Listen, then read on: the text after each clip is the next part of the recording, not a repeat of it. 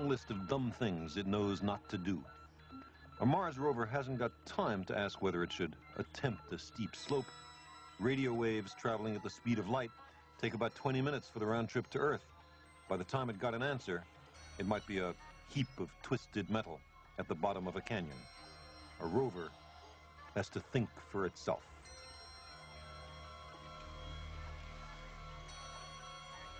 Imagine a rover with laser eyes like this one, but packed with sophisticated biological and chemical instruments, sampler arms, microscopes, and television cameras, wandering over the Martian landscape. It could drive to its own horizon every day, a distant feature it barely resolves at sunrise. It can be sniffing and tasting by nightfall.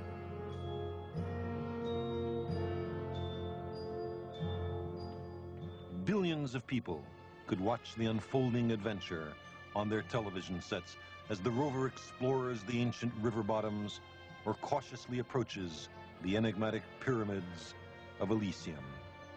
A new age of discovery would have begun. Most of the human species would witness the exploration of another world.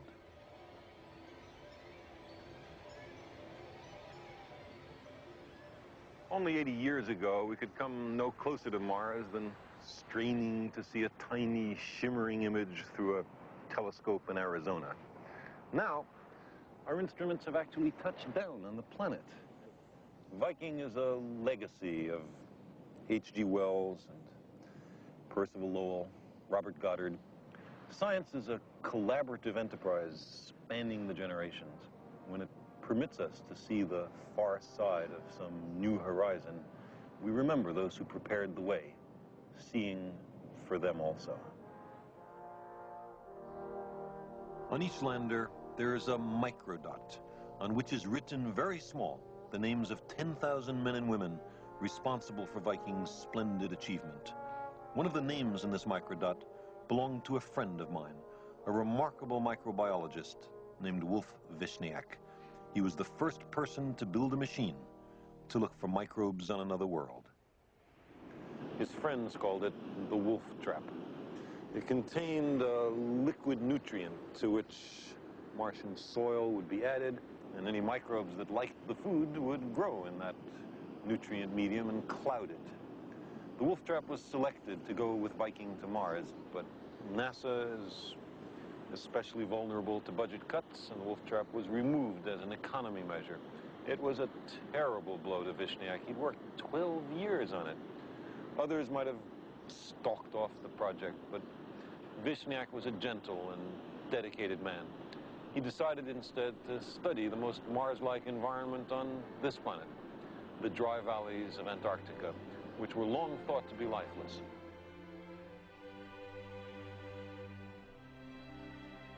But Vishniak believed that if he could find microbes growing in these arid polar wastes, the chances of life on Mars would improve.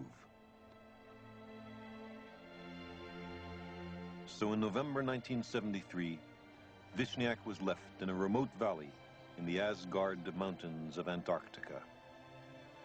He set up hundreds of little sample collectors, simple versions of the Viking microbiology experiments. On December 10th, he left camp to retrieve some samples and never returned. He had wandered to an unexplored area, apparently slipped on the ice, and fell more than 100 meters. Maybe something had caught his eye, a likely habitat for microbes or a patch of green where none should be.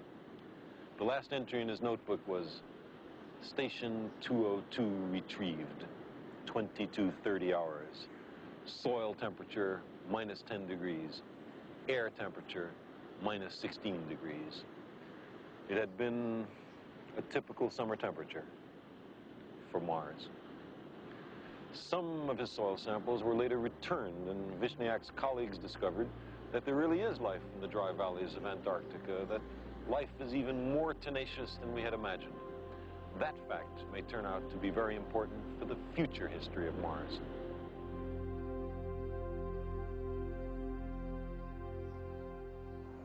will be a time when Mars is thoroughly explored. What then? What should we do with Mars? If there is life on Mars, then I believe we should do nothing to disturb that life. Mars, then, belongs to the Martians, even if they are microbes. But suppose that Mars is in fact lifeless. Might we, in some sense, be able to live there, to somehow make Mars habitable like the Earth, to terraform another world? As lovely a world as Mars is, it poses certain problems for us. There's too little oxygen, no liquid water, and too much ultraviolet light. But all that could be solved if we could make more air. With higher atmospheric pressures, liquid water would become possible. With more oxygen, we might be able to breathe the atmosphere, and ozone could form to shield the surface from the solar ultraviolet light.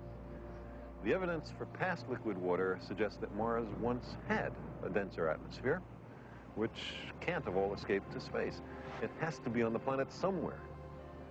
In subsurface ice, surely, but most excessively in the present polar caps.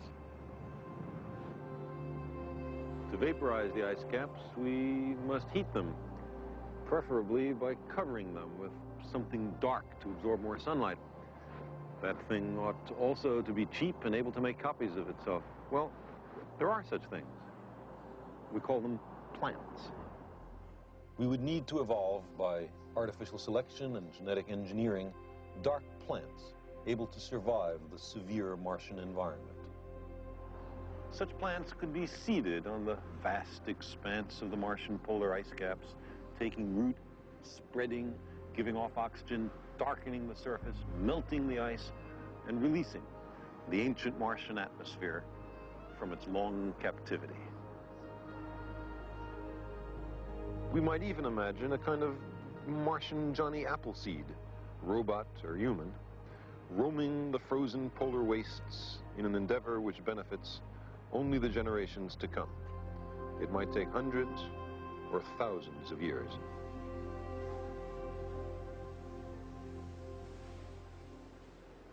We might then want to carry the liberated water from the melting polar ice caps to the warmer equatorial regions. And there's a way to do it. We would build canals. But that's exactly what Percival Lowell believed was in fact happening on Mars in his time. The idea of a canal network built by Martians may turn out to be a kind of premonition. Because if the planet ever is terraformed, it'll be done by human beings whose permanent residence and planetary affiliation is Mars. The Martians will be us.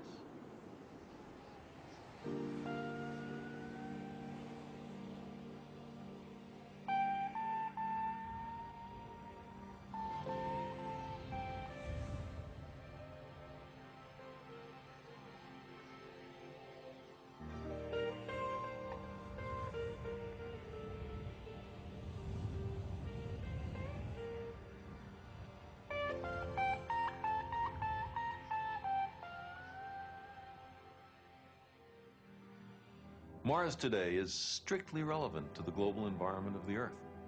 Its antiseptic surface is a cautionary tale of what happens if you don't have an ozone layer.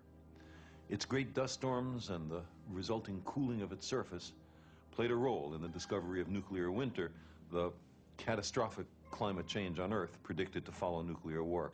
So if you didn't have an ounce of adventuresome spirit in you, it would still make sense to support the exploration of Mars. In recent years, there's been a groundswell of interest in organizing the first expedition of humans to go to the planet Mars. We first need more robotic missions, including rovers, balloons, and return sample missions, and more experience in long-duration spaceflight. But eventually, if all goes well, the interplanetary ship or ships would be constructed in Earth orbit, launched on the long journey to Mars, and then a landing module would set down on the surface. The crew would emerge, making the first human footfalls on another planet. It would be very expensive, of course, although cheaper if many nations share the cost. The key issue in my mind is whether the unmet needs down here on Earth should take priority. But that's a question even more appropriately addressed to the military budgets. Now, $1 trillion a year worldwide. You can buy a lot for that. Justifications for the Mars endeavor have been offered in terms of scientific exploration, developing technology, international cooperation, education, the environment. Some see it as the obvious response to the future calling. Some even think we should go to investigate enigmatic landforms, including one that resembles an enormous human face. Personally, I think this, like hundreds of other blocky mesas there, is sculpted by the high-speed winds, but if we're going anyway, there's no harm in taking a look. A remarkably diverse group of American leaders has endorsed the Mars goal. I imagine the emissaries from Earth, citizens of many nations, wandering down an ancient river valley on Mars, trying to understand how a quite Earth-like world was converted into a permanent ice age, and looking for signs of ancient life along the riverbanks.